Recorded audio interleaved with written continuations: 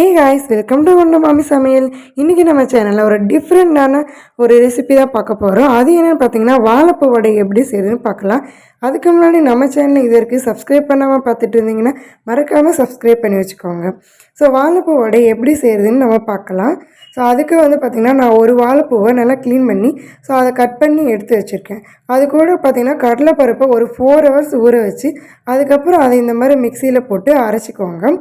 இது கூட பார்த்திங்கன்னா இதை தனியாக எடுத்து வச்சுட்டு அதே மிக்சிலேயே கட் பண்ணி வச்ச வாழைப்பூ, கருவேப்பிலை, சோம்பு, இஞ்சி, வெங்காயம் இது எல்லாத்தையும் சேர்த்து ஒரு கொரகொரப்பாக அரைச்சி எடுத்துக்கோங்க. ஸோ இதை நீங்கள் நைஸாக அரைச்சிடக்கூடாது.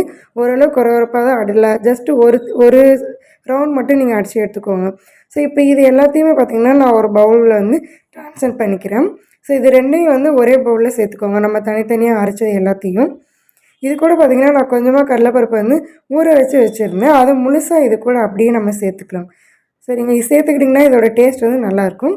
ஸோ இதுக்கப்புறம் இதில் பார்த்திங்கன்னா தேவையான அளவு உப்பு நான் சேர்த்துருக்கேன். இது ரெண்டையுமே நல்லா மிக்ஸ் பண்ணிக்கோங்க. ஸோ ரெண்டும் நல்லா மிக்ஸ் ஆகிற மாதிரி உப்பெல்லாம் எல்லா பக்கமும் ஸ்ப்ரெட் ஆகிற மாதிரி கையை வச்சு நல்லா பிசைஞ்சு விட்டுக்கோங்க. ஸோ இப்போ பார்த்திங்கன்னா ரெய்னி சீசனில் கண்டிப்பாக நீங்கள் ஒரு ஈவினிங் ஸ்நாக்ஸாக இதை ட்ரை பண்ணி பாருங்கள். சூப்பராக இருக்கும், டேஸ்ட் ரொம்பவே நல்லாயிருக்கும். இது கூட ஒரு டீ காம்போவாக வச்சு சாப்பிட்டு பாருங்கள். ஸோ இது எல்லாத்தையும் நல்லா மிக்ஸ் பண்ணதுக்கப்புறம் கையில் கொஞ்சமாக மாவு எடுத்து ஃபஸ்ட்டு அதை நான் உருட்டிக்கிறேன்.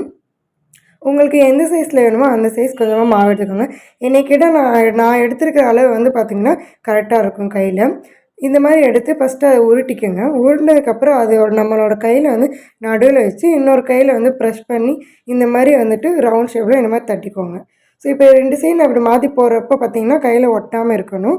இதுக்கப்புறம் நல்லா சூடான எண்ணெயில் இதை போட்டு நம்ம பொரித்து எடுத்துக்கலாங்க. ஸோ இப்போ இதே மாதிரி ஒவ்வொரு வடையாக தட்டி இதில் எவ்வளோ சேர்க்க முடியுமோ அவ்வளோ சேர்த்துட்டு நல்லா இதை ஃப்ரை பண்ணி எடுத்துக்கோங்க. ஒரு மீடியம் ஃப்ளேமில் வச்சிங்கன்னா உள்ளே நல்லா வெந்து வரும். ஸோ நம்ம நிறையா உள்ளே கொஞ்சம் தடிமனாக இருக்கிறனால நல்லா ஃப்ரை ஆகி வந்துடும். ஸோ கண்டிப்பாக ட்ரை பண்ணி பாருங்கள். ஒரு சூப்பரான இந்த வாழைப்பூ வடையை நீங்கள் மிஸ் பண்ணாமல் ட்ரை பண்ணுங்கள். இப்போ பார்த்திங்கன்னா உள்ளே எல்லாமே நல்லா வெந்திருக்கு, டேஸ்ட் வேறு லெவலாக இருக்குது. நம்ம சேனலை மறக்காமல் சப்ஸ்கிரைப் பண்ணிக்கோங்க.